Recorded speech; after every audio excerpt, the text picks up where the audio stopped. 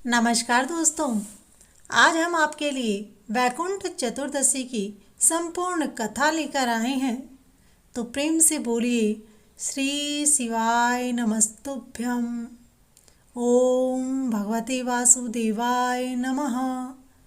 पौराणिक कथा के अनुसार एक बार भगवान विष्णु देवादिदेव महादेव का पूजन करने के लिए काशी नगरी आए।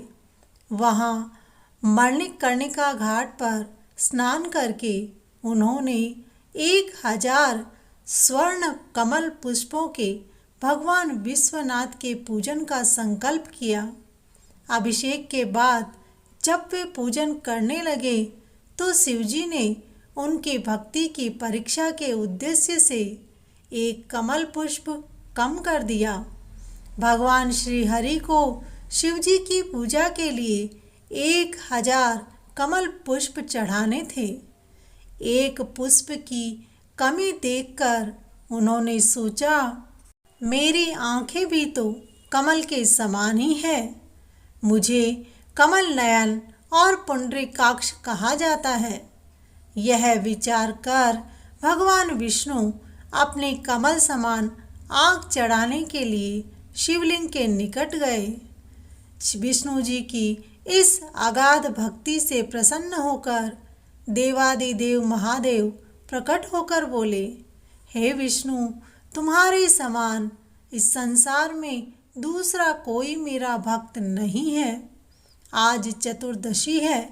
आज की यह कार्तिक शुक्ल चतुर्दशी अब वैकुंठ चतुर्दशी कहलाएगी और इस दिन श्रद्धापूर्वक जो पहले आपका पूजन करेगा उसे वैकुंठ लोक की प्राप्ति होगी।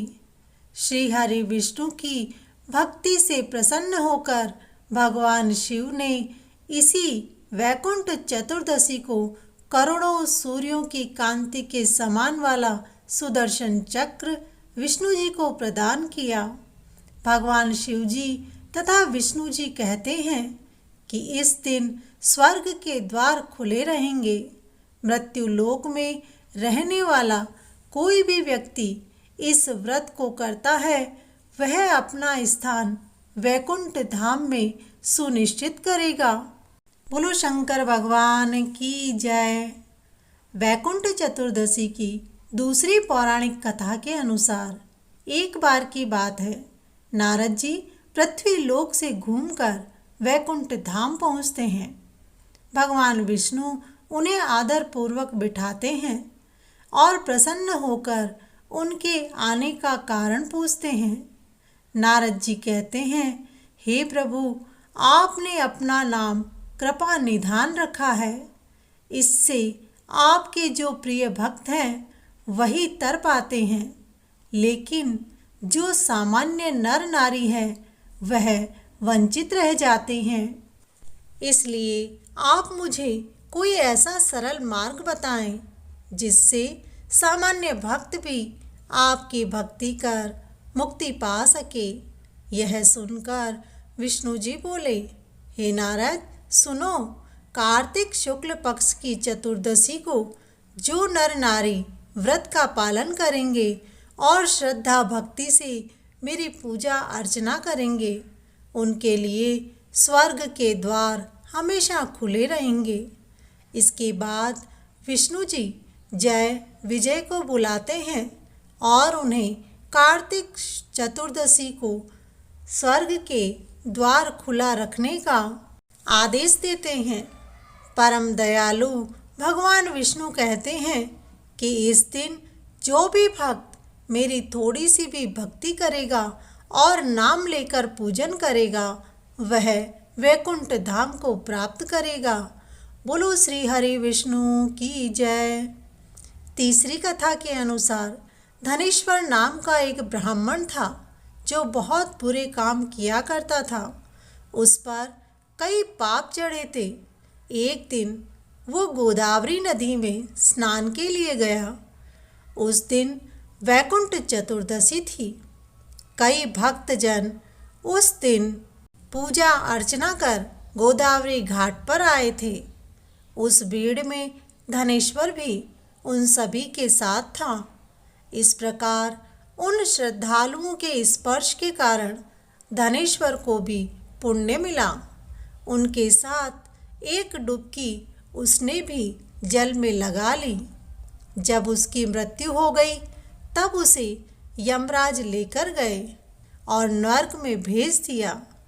तब भगवान विष्णु ने कहा, यह बहुत पापी है, पर इसने वैकुंठ चतुर्दशी के दिन गोदावरी स्नान किया और पुण्यशाली श्रद्धालुओं के स्पर्श के कारण इसके सभी पाप नष्ट हो गए हैं, इसीलिए इसे वैकुंठ धाम मिलेगा। इस प्रकार धनेश्वर को वैकुंठ धाम की प्राप्ति हुई। हे प्रभु, जैसे उस पापी धनेश्वर को भी आपने वैकुंठ धाम पहुंचाया, वैसे ही आपके नाम का स्मरण करने वाले सभी भक्तों को अपने चरणों में स्थान देना। बोलो भगवान विष्णु की जय। चौथी कथा के अनुसार एक बुढ़िया माई थी। उसके पास एक बछड़ी थी जिसका नाम कपूर्णी था। कार्तिक के महीने में बुढ़िया माई ने पुष्कर नहाने का विचार किया था। तब पड़ोसन ने कहा कि मेरी बछड़ी कपूर्णी का तुम ध्यान रखना, चारा पानी डालते रहना, इसे भूखे प्यासे मत रखना। पड़ोसन ने भी हाँ कह दी और बोली, बुढ़िया माँ, आप आराम से जाकर पुष्कर स्नान कीजिए, मैं आपकी कपूर्णी का पूरा ध्यान रखूंगी। पड़ोसन अपना चारा पानी उसे डालती और एक पानी का कुंडा भरकर उसके सामने रख देती। कपूर्णी चारा पानी खा लेती और पानी पीकर पड़ोसन के पास ही रहने लगी।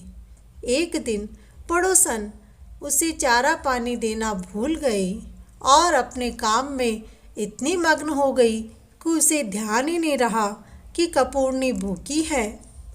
उस दिन वह उस पानी के कुंडे में भूखी प्यासी गिर गई और मर गई। भूखी होने से उस दिन उसका उपवास हो गया। वह दिन वैकुंठ चतुर्दशी का था। वह तो वैकुंठ धाम में चली गई, लेकिन जब बुढ़िया माई पुष्कर स्नान करके आई तब पड़ोसन से कपूर्णी के बारे में पूछा और उसे लाने के लिए कहा। पड़ोसन ने कहा, एक दिन मैं चारा पानी देना भूल गई थी, जिसके कारण तुम्हारी कपूर्णी कुंडे में गिर करके मर गई।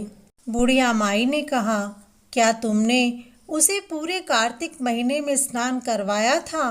पड़ोसन ने जवाब दिया कि मैं तो काम के कारण उसे स्नान करवाना भूल गई, लेकिन वैकुंठ चतुर्दशी के दिन वह पानी के कुंडे में गिरी और दिन भर भूखी प्यासी रही, इसलिए उसका उस चतुर्दशी का स्नान हो गया।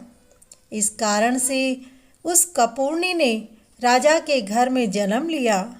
कार्तिक मास में पूरा महीना यदि स्नान ना किया जा सके तो भक्तों वैकुंठ चतुर्दशी के दिन स्नान कर व्रत कर भगवान की पूजा जरूर करनी चाहिए।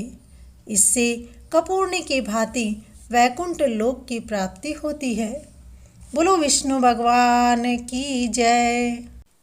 शिव महापुराण के अनुसार वैकुंठ चतुर्दशी का उपाय भगवान शिव ने अपनी जटा से बेलपत्र निकालकर कृष्ण को समर्पित किया था और भगवान कृष्ण ने अपने हृदय से तुलसी दल निकालकर भगवान शिव को समर्पित किया था। हिंदू धर्म में वही दिन वैकुंठ चतुर्दशी के नाम से जाना जाने लगा, जिसे साल भर में एक बार भगवान शिव को तुलसी दल और भगवान कृष्ण को बेलपत्र चढ़ाया जाता है। वैकुंठ चतुर्दशी के दिन भगवान पर चढ़ा एक बेलपत्र और तुलसी दल शहद की शीशी में रखकर बच्चे को 1 महीने तक चटाया जाए तो वह बच्चा विद्वान बनता है। बोलो शंकर भगवान की जय।